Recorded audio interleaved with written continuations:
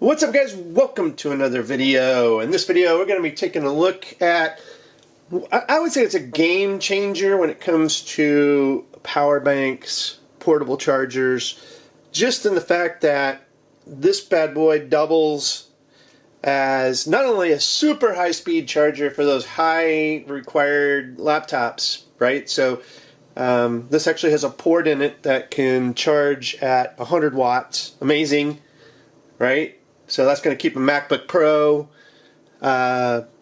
charged while you're doing some high-end work on it.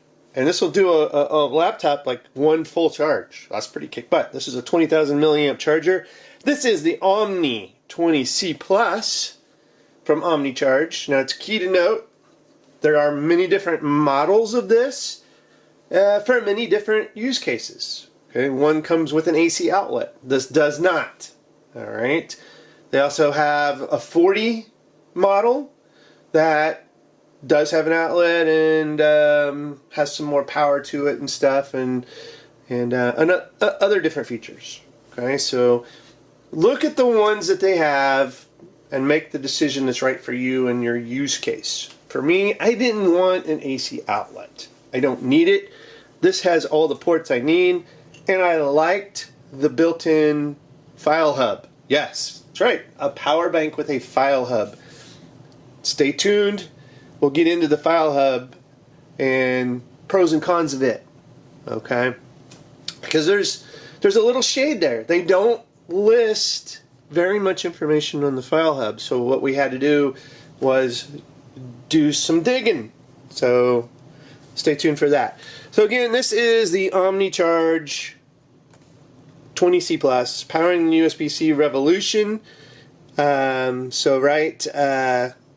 got f-stoppers. Since it came out, Omni Charge has been my absolute favorite high-end charging system. Their review. BGR, if you try this battery, you'll never go back. So they're putting a little bit of acclaim in here from reviewers. Here is the way the ports shape up. So USB-C power delivery port 1 is 60 watts output, 45 watts input. Okay, so what that means is this thing takes about 3 hours to fully charge. Okay, so if you have a 65 watt charger or whatever, it's only going to utilize 45 watts. So it's going to take about 3 hours from 0 to full. But this one will output 60 watts. Use this for tablets, use this for lower end needs. Because like a MacBook Pro, you're going to lose ground. So it's only going to output 60 watts and you're using a MacBook Pro. You know, those require 80 plus watts to power up or to charge, right? And they're going to use probably more consumption than what you're bringing. So this is where this high end comes in. Now, unfortunately, it's the same input, but the output you can see is 100 watt. That is your high-powered charge port. Use this for laptops, especially high-end, and you'll keep them charged. It's going to give you almost double what you would normally get, but you're going to drain the power bank. And this will tell you, too, how much time it's got, how much juice it's got. It's got an amazing little OLED display. This also has wireless charging, 10 watt output. Okay, this is also a USB hub. This is where you got to do a little digging. Only on the box do they really list the specs. It is only 2.0. Okay, file transfer. So one of the main features of this hub, you're not buying it for a file hub. You're buying it for the convenience of having one device that's going to do it. If you're going to be transferring huge files, this thing is going to take forever. Okay, so one drawback, it is on the box, but you go look on Amazon, you go look at their website. Boy, I tell you, they don't tell you what USB version this file transfer speeds are. And then the capacity is 71 watt hours or 20,000 milliamps, as we already mentioned. Again, we flip it on the back, and we've got up to 4 charges for a smartphone, 1 charge for a 13-inch laptop, 2 charges for a tablet, 3 charges for a gaming device like a SteamDeck or a Switch, and like an action cam up to 8 times. You can do drones, Bluetooth speakers, you know, it's endless on what you can actually do here, and go for it. Again, all the different features in the box. You get the 20C plus USB cable and instruction manual, which is a little disappointing. So, two things I wish they threw in, because this, one of the cons is this is very expensive. Okay, $249 at the time of the video for this particular model. For reference, I paid for this out of my own money. This is not sponsored or anything. So I dropped 250 bucks on this bad boy. What I would expect for $250 is exactly what they're producing when it comes to the technology. It's a high-end, it's a great charger, packs a punch, and it's got new technologies in this field, right? Not many chargers out there have a built-in file hub, right? So you can't transfer files. You have to bring another device to do that, like you know, another kind of hub, and then you're kind of, you know, a little bit short on ports. Then you're adding another port in the mix because you're going to use a port for this and a port for a file hub or a hub, right? So that's pretty cool. But what I would like in the box for $250 that did not come in the box is a power brick of at least 45 watts or higher to charge this bad boy, and a carry case or a little bag to protect it. Okay? No, I'm not asking for much. I'm asking for a power brick and a carry case.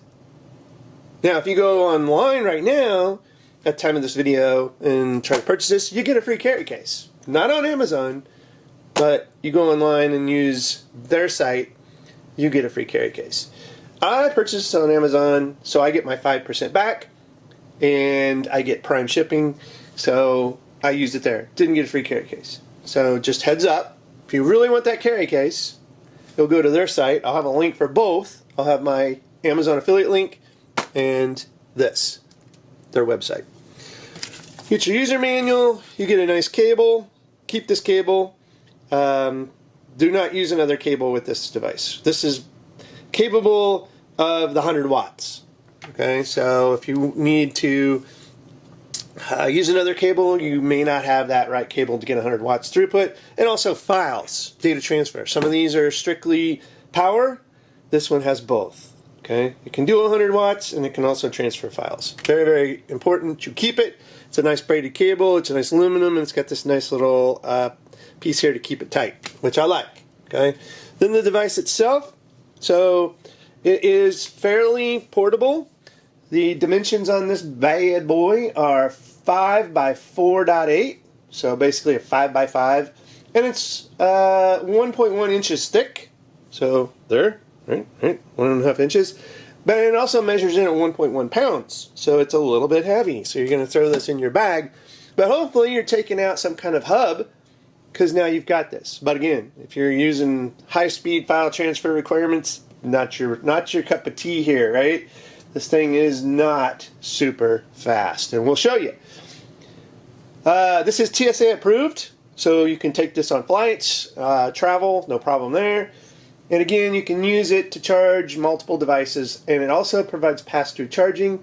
45 watts though, so your input is 45 watts. So if you're going to do pass-through charging to keep your devices charged and this charged, you may lose some grounds there. Because if you're taking up, charging say 3 devices at once, then your output is going to supersede your input. So simple mathematics apply here, right? Again, it's a USB hub. Which ports can you use for files? Alright, so, good question. These two USB-A ports, or be USB 2.0, keep that in mind. And you would think that the USB-C port over on this side, which actually would be this side, because it says USB-C hub, so you would think this might be faster. No. It is 2.0, so it's slow. Unfortunately, I was like, oh, well, if these are 2.0 and they're slow, how about this one? No, you'll see in the speeds. I'll do a speed test. So yeah, and these do provide power as well, so if you wanted to plug into here, each port on the USB-A side can do 18 watts, 5 volts, 3 amps. So if you plug into these, that's what you're going to get output, right? You're going to get 18 watts, 5 volt, 3 amp. Okay. The USB-C right here, which says /hub, this one here is a little bit better, right? This is the 60 watt. Okay, so this is the one you would use for like a tablet, like an iPad or something like that. Your bad boy over here, this is your supercharger, 100 watts. Okay, it doesn't say hub, it just says USB-C. Unfortunately, this one is not your data. Right, this is strictly power. Power only.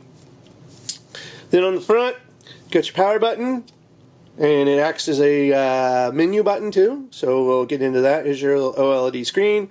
This is how you can turn some features on and off. And again, that's pretty much it. So we're going to long hold the power button, and it's going to boot up. And you're going to see a screen here that's basically going to tell you that this is 96% charged.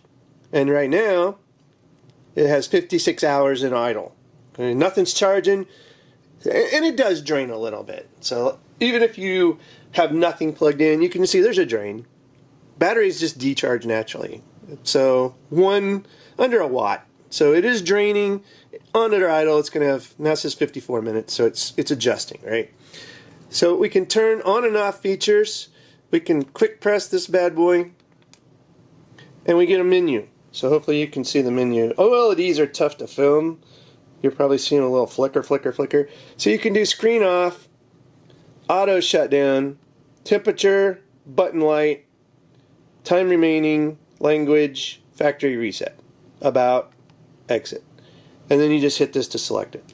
And basically all these are features. It's like if you want the temperature to show on the screen, yes or no. Or actually, this will be Fahrenheit, Celsius. You could change that, right? Auto shutdown, screen off. We'll just exit. So there you go. There's your features. Then you can turn off the hub. You can see I don't want a hub, so I'm just going to shut it off. Maybe that helps reduce the idle time drain. Same with this. I can turn off the ports. And now we're still showing under a watt, or a little at a watt. So it's still draining, although we've gone up to 5540 on the minutes.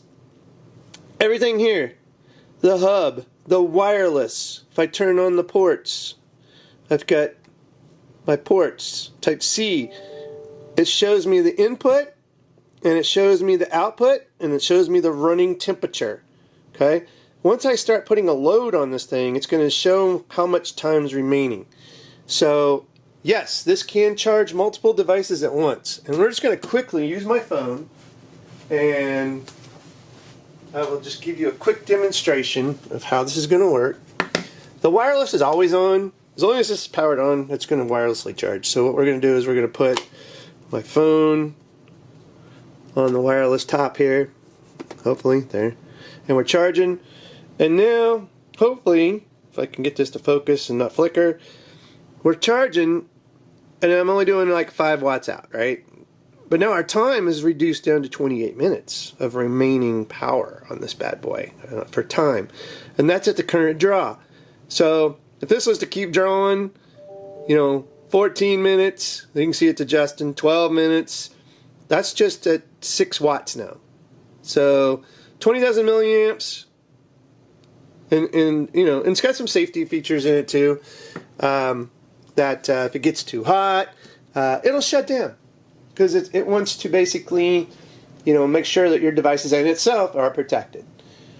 Let's see, I believe that is all of the features I wanted to go over. So what I'm going to do is I'm going to pause the video, and we're going to come back, and I'm going to show you the hub features and a little bit of a setup with this bad boy, charging multiple devices and acting as a file hub, and show you some speeds. We'll be right back. Alright guys, welcome back. So what we have set up here is an iPad Pro. I have the Omni Charge hooked into it. We are charging, we are at 92%, and obviously we're charging the iPad, so that's in progress. We also have the hub feature enabled. We're plugged into the hub jack over here, and we've got a crucial 2TB SSD, the X10 Pro, hooked up. You can see it is on the iPad itself. We can access data. We're going through the Omni Charge as a hub to access data. So not only is this charging the iPad Pro, and it is charging it at 22 watts. So right now that's the output. And it says this has got about 2 hours of juice left in it at this draw. So let's go ahead and add the iPhone. And now we're charging the iPhone wirelessly and the iPad, and we're using this to access our data. And now we're up to about 23, 24 watts, and it still shows a little over 2 hours left. So very, very nice. So let's go ahead and do done. And let's bring up our disk test and select the X10 Pro, and we're going to open it. So this is a disk I/O tester for iPads. Okay, so basically what we're now going to do is see how fast this SSD can transfer read and write, because sometimes you're going to be writing and saving, and sometimes you're going to be reading, right? So we want to test both. You can see it comes up. This is an X10 Pro. It is 2 terabytes, and it's brand new, so we hardly have anything utilized. Down here we've had previous speed tests done, and as you can see, both done today. On the Omni Charge, slow, very slow, molasses slow, 34 megabytes per second. Okay, that's reads, 36 megabytes per second writes. If I just plug this bad boy directly into the iPad, I got 764 megabytes per second. Reads 525 megabytes per second. Writes. If I hit play here, look how slow this goes. Okay, it is trying to write a file, and I think we're doing a 500 meg file. Okay, so you can come in here and you can tell it 1 gig, 3 gig, 10 gig, however size of file you want to write. So right now we're just messing with a 500 gig file. And as you can see here, this is so slow. So will this work in a pinch? And now it's going to turn around and actually completed the test. And we got the exact same results. Pretty much 36 on the writes and 34 on the reads, was actually a little slower, a little bit faster, 35, sorry. So this will do in a pinch, but again, if you're transferring huge files, if you're out and you're doing drone footage and it's like we're talking 500, 300 gigs or whatever, oof, okay, it's going to take you a little bit to get this processed. Okay. Is it cool? Absolutely, it's cool that we have a charger that can do file transfers, charge multiple devices at once. Game changing. It's only going to get better. If they would have put USB 3.0 or higher in this, so we could do at least 5 gigs, 5 gigabytes per second or something. But dang, this is super duper slow. Super duper slow. Anyway, we are charging everything. We are able to transfer files to and from, so that's pretty cool. Is this something that you need? Maybe. It's an option. If you want to reduce your carry and have one device that does it all, and you're just doing small files, or you're okay waiting a little bit of time to transfer larger size files, and have a powerhouse power bank, that's where it excels. This thing is a 10 for a power bank.